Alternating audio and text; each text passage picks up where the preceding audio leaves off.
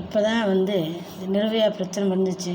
மணிப்பூரில் பெண்களை எல்லையில் பாதுகாத்து கொண்டிருக்கிறா நமக்கோசரம் தூங்காமல் நைட்டில் எதிரிகள் முன்பாக பாதுகாத்துருக்கிற அந்த எல்லையில் பாதுகாக்கிற ஒரு மிலிட்ரிக்காரன் மனைவிக்கு ஊருக்குள்ளே பாதுகாப்பு இல்லை.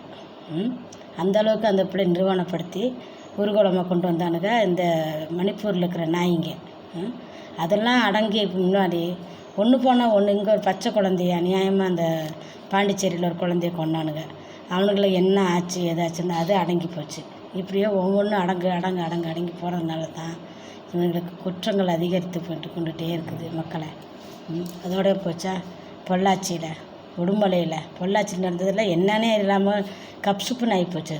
ஒரு மாதம் என்னமோ ஆய்வுன்னு பேசுனாங்க. எல்லாம் அரசியல்வாதிங்க பிள்ளைங்கன்னு தெரிஞ்சோடனே அப்படியே கப்சுப்புன்னு ஆகிட்டாங்க. அது அவங்க எங்கே சுற்றிட்டு இருக்காங்களோ எங்கே சொகுசாக வாழ்ந்துருக்குறாங்களோ தெரியாது. அதுங்க இதெல்லாம் அடங்குறதுக்கு முன்னாடி பொள்ளாச்சியில் அந்த அநியாயமாக மகளை வந்து லவ் பண்ணிட்டேன்னு சொல்லிட்டு அந்த பையனை போட்டு அடித்து கொன்று ரோட்டில் எல்லாம் பார்க்க வெட்டி கொண்டானுங்க. இப்படி அக்கிரமங்கள் அநியாயங்களை அதிகரிச்சுக்கிட்டே போகுது. கொள்ளைகள் அதிகரிச்சுட்டு போகுது. ஆடு மாடுங்க மாதிரி ஜனங்களை வெட்டி கொல்றானுங்க. இதெல்லாம் கேட்குறதுக்குள்ள யாராலையும் சக்தி இல்லாத தண்டனைகளுக்கு அதிகமாக அந்த காலத்துலலாம் தண்டனைகள் அதிகமாக இருந்ததுனால தான் குற்றங்களுக்கு கம்மியாக இருந்துச்சு, கடுமையாக இருந்துச்சு. அவங்களோட தண்டனைகள் மிகவும் கொடுமையாக இருந்துச்சு. அதனால தண்டனைகளும் வந்து தண்டனை கொடுக்கப்பட்டதுனால தான் குற்றங்கள் கம்மியாக இருந்துச்சு. குற்றங்கள் செய்கிறவங்க ஐயோ அது பாவம், அதை செய்யக்கூடாதுன்றது நினச்சாங்க.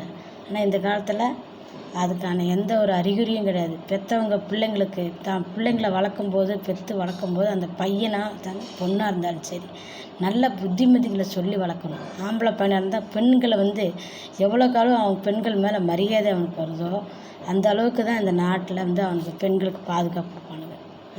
அதை விட்டு பெண்களுக்கு பாதுகாப்பே இல்லாமல் இவனுக்கு பெற்ற தாய்க்கு மேலே பாதுகாப்பு இருக்கான்றது தெரியாது.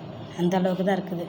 எங்கேருந்து வருது கஞ்சா, எங்கேருந்து வருது போதைப் பொருளுங்க, எங்கேருந்து வருது, எப்படி போகுது, எந்தெந்த மாதிரி இடங்கள்லாம் விற்றுட்ருக்குறாங்கன்றது இன்றைக்கி மட்டும் தெரியாது. சினிமாவில் நடிக்கிறவங்கள ஒவ்வொருத்தரையும் ரசிக்கிறீங்க, பெருசாக ரசிக்கிறீங்க. உருவாகிறதே அங்கேருந்து எல்லாமே. நீங்கள் என்ன பண்ணிகிட்ருக்குறீங்கன்னு உங்களுக்கு தெரியாமல் கொண்டு போய் உங்கள் காசுகளை கொட்டி அவங்களுக்கு பெரிய ஆளுங்களாக்கியிருக்கிறீங்க. ஆனால் அந்த காசும் பத்தாமல் அவங்க ஒரு பக்கம் என்ன பண்ணுறாங்க, இந்த மாதிரி போதைப் பொருள் மூலிமா அவங்க சம்பாரிச்சிட்ருக்குறாங்க மக்களை. இதெல்லாம் சொன்னால் பைத்தியக்காரங்கன்னு சொல்லுவாங்க நம்மளை. அதனால் நீங்கள் பாருங்கள் மக்களை, ஒரு நடத்துக்கிறது கண்ணால் பார்க்குறீங்க. நீங்கள் பிள்ளைங்களை நல்லபடியாக வளங்க, பிள்ளைங்களுக்கு நல்ல புத்திமதிகளை சொல்லிக் கொடுங்க.